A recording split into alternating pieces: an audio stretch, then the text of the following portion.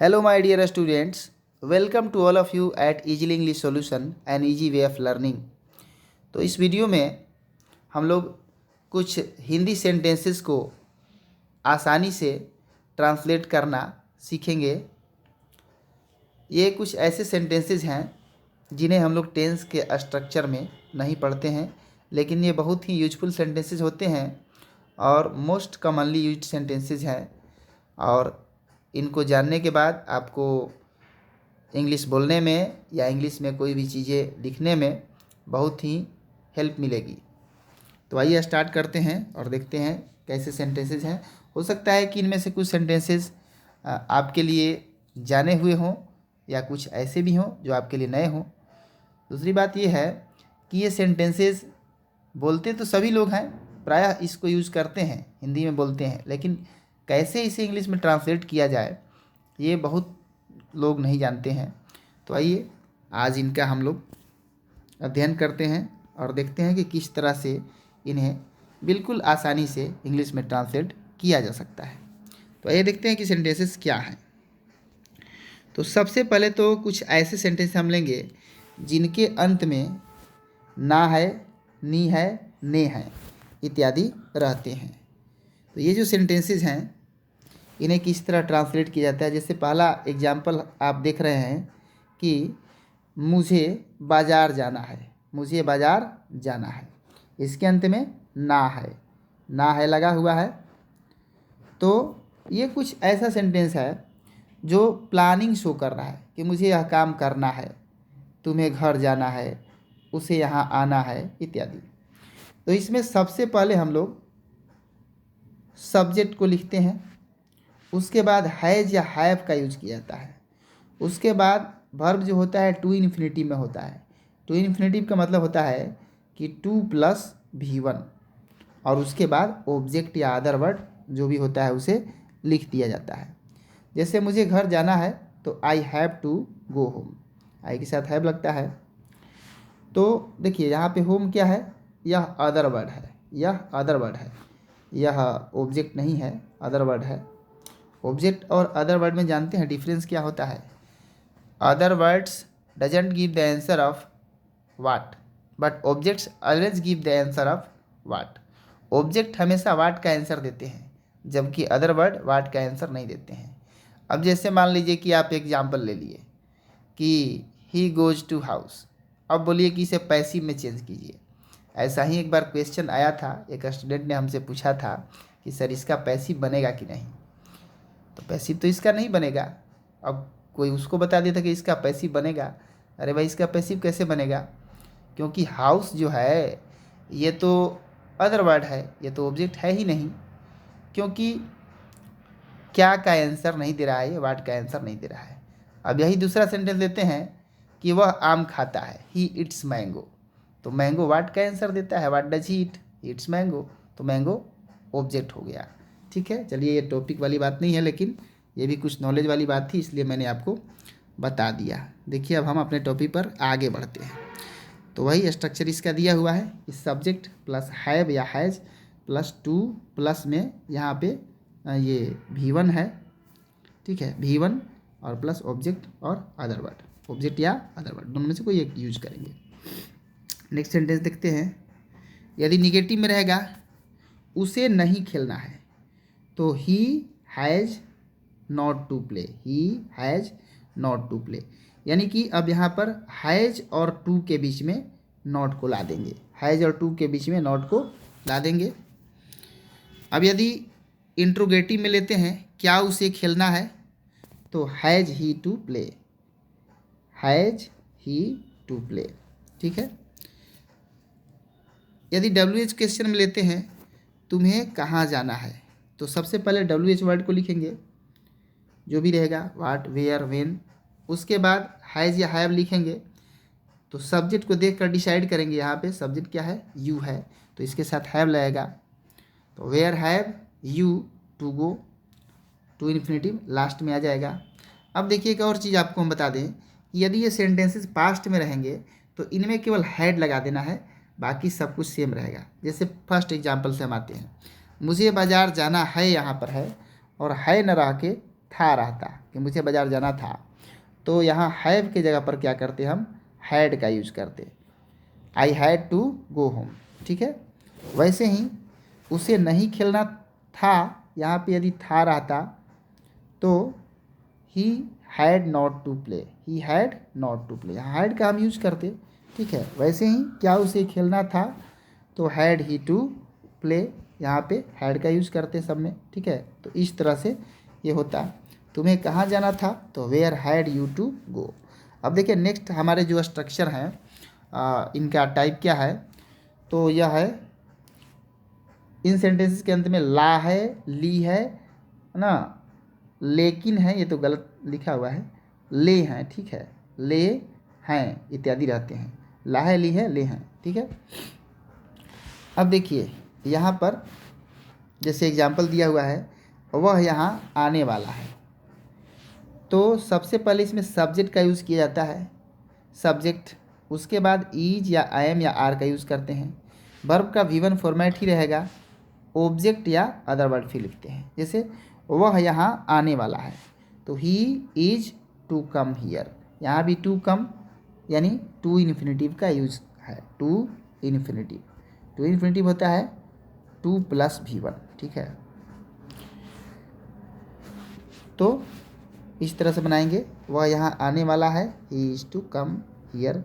यदि रहेगा वह यहाँ आने वाला था, तो he was to come here, he was to come here, वह यहाँ आने वाला था। अब निगेटिव इसका देखते हैं, मैं वहाँ नहीं जाने वाला हूँ, I am not to go there, I am not to go there, इसे मार के बाद नॉट हो जा रहा है। उसके बाद क्या वह पहुँचने वाला है, इज ही टू रीच, इसमें क्या हो गया, हेल्पिंग वर्ब पहले आ गया, उसके बाद सब्जेक्ट टू इन्फिनेटिव। यदि रहेगा क्या वह घर पहुँचने वाला है, तो is he to reach home, क्या वह घर पहुँचने वाला था, was he to reach home. ठीक है, उसके बाद नेक्स्ट सेंटेंस है, तुम क्या करने वाले हो, what are you to do, what are you to do, ये देखिए ये WH क्वेश्चन हो गया, इसमें पहले WH वर्ड का यूज करना है, उसके बाद हेल्पिंग वर्ब, फिर सब्जेक्ट प्लस टू इन्फिनेटिव। ठीक है, अब देखिए नेक्स्ट ये टाइप है, लगता है, लगा, लगेगा, इस तरह से सेंटेंसेस के अंत में रहते हैं, लगता है या लगा या लगेगा, यानी ये तो क्या है, ये प्रेजेंट है और ये है, ये पास्ट है। ठीक है, और ये लगेगा फ्यूचर हो जाएगा।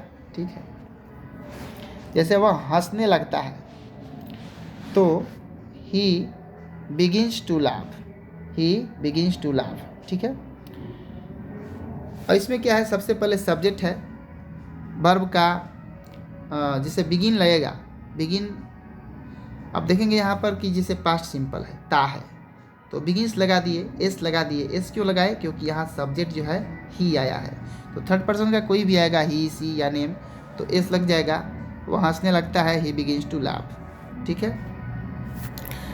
अब स्ट्रक्चर को देखेंगे तो इसमें यही मिलेगा, सब्जेक्ट प्लस बिगिन प्लस में two plus V1 plus object plus other word. ठीक है, तो आपको अभी बैंड का साउंड सुनाई दे रहा होगा, तो बहुत ही डिस्टर्बेंस है, क्योंकि मेरा घर जो है रोड के नज़दीक है और अभी टाइम चल रहा है ये शादी विवाह का। चलिए कोई बात नहीं, हम लोग अपने टॉपिक पे आते हैं। आशा करते हैं कि साउंड मेरा सुनाई दे रहा होगा आपको, क्योंकि वो आवाज़ थोड़ा दूर है, नज़दीक नहीं है। अब देखिए, वे लोग खेलने लगे, अब ये पास्ट में आ गया, वे लोग खेलने लगे, तो पास्ट जब होगा तो हम लोग क्या करेंगे कि ये बिगिन जो है इसके फॉर्म को चेंज कर देंगे, दे बिगैन कर देंगे, यानी V2 हो गया। अब यहाँ पे बिगैन क्या हो गया, तो वर्ब का V2 फॉर्म हो गया, दे बिगैन टू प्ले, हम लोग यह काम करने लगेंगे। अब देखिए फ्यूचर आ गया, लगेंगे। ठीक है, तो we shall begin to do this work, we shall begin to do this work, वह जाने लगेगा, he will begin to go, वह हंसने लगेगा, he will begin to laugh. ठीक है, इस तरह से। अब देखिए, पढ़ता है, पढ़ा या पढ़ेगा, यह सेम चीज़ है, जो has, have to, has to, have to वाला फॉर्मेट हमने बताया था, सेम चीज़, मतलब इंग्लिश वाला जो सेंटेंस का फॉर्मेट होता है सेम होता है। हिंदी के सेंटेंस में क्या होता है कि लास्ट वाला जो ये पहचान है, रिकॉग्निशन है ये चेंज हो जाता है। जैसे ये तो फ्यूचर प्रेजेंट है पढ़ता है, पास्ट है पढ़ा, और फ्यूचर है पढ़ेगा। जैसे मुझे यह काम करना पड़ता है, सेम स्ट्रक्चर है, I have to do this work, I have to do this work, मुझे यह काम पड़ता है। यदि है उसे दौड़ना नहीं पड़ता है, देखिए ये निगेटिव हो गया। He has not to run, has या हैव के बाद नॉट, उसके बाद टू इन्फिनेटिव। क्या उसे पानी लाना पड़ता है, हैज़ या हैव लगा देंगे शुरू में, ठीक है। उसके बाद सब्जेक्ट, उसके बाद टू इन्फिनेटिव प्लस ये ऑब्जेक्ट या other word, has he to bring water. To के बाद एलवेज जो है मेन वर्ब का V1 फॉर्म होता है। उसके बाद ये WH क्वेश्चन है, तुम्हें क्या करना पड़ता है, what have you to do, what have you to do. यदि मान लीजिए ये पास्ट में रहता है कि तुम्हें क्या करना पड़ा, तो what had you to do. तुम्हें क्या करना पड़ेगा, तो what will you have to do. यहाँ पे फ्यूचर रहेगा, तुम्हें क्या करना, मान लीजिए कि यहाँ है कि पड़ेगा, ठीक है, यहाँ है पड़ेगा, तो यहाँ पे विल लगा देंगे, ठीक है। व्हाट विल यू के बाद में हैव कर देंगे, what will you have to do, ऐसे कर देंगे, थोड़ा चेंजिंग कर देंगे। तो अकॉर्डिंग टू टेंस इसको एडजस्ट करते जाना है, फ्यूचर में है कि पास्ट में है कि प्रेजेंट में है।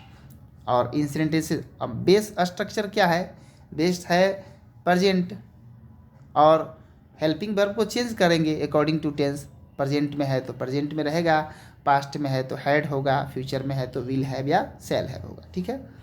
तो मैं ऐसा करता हूँ कि ये सारे स्ट्रक्चर्स जो है अच्छी तरह से आप समझ गए होंगे, और नेक्स्ट वीडियो में नेक्स्ट कुछ स्ट्रक्चर लाएंगे। मेरा प्लान है कि आपको इंग्लिश बोलना हमको सिखा देना है, और इसके लिए हम वीडियो का बहुत सारा सीरीज लाने वाले हैं। और हमारे चैनल इजीली इंग्लिश सॉल्यूशन को आप देखते रहें, और लाइक करें, सब्सक्राइब करें, अपने फ्रेंड्स के बीच वीडियोज़ को मतलब जितना शेयर कर सकते हैं शेयर करें। आपके सपोर्ट के बदौलत हम ऐसे वीडियो लाएंगे, जितना आप सपोर्ट करेंगे उतना ही ऐसे वीडियोज़ हम लाएंगे। और कोई यदि आपकी फरमाइश है कि मान लीजिए कोई खास टॉपिक है उस पर वीडियो आप चाहते हैं, तो आप कमेंट में लिखें, उस पर वीडियो हम बनाएंगे। इंग्लिश से ही रिलेटेड, ग्रामर से, या जो है ट्रांसलेशन या लिटरेचर का भी कोई आपका यदि टॉपिक हो तो। दूसरी बात यह है कि यदि आप कोई क्वेश्चन पूछना चाहते हो तो भी कमेंट बॉक्स में आप डाल सकते हैं, उसको हम आंसर करेंगे कमेंट बॉक्स में ही। और अपने फ्रेंड्स के बीच शेयर करना ना भूलें, ज़रूर शेयर करें, और आप हमारे चैनल को सपोर्ट करें।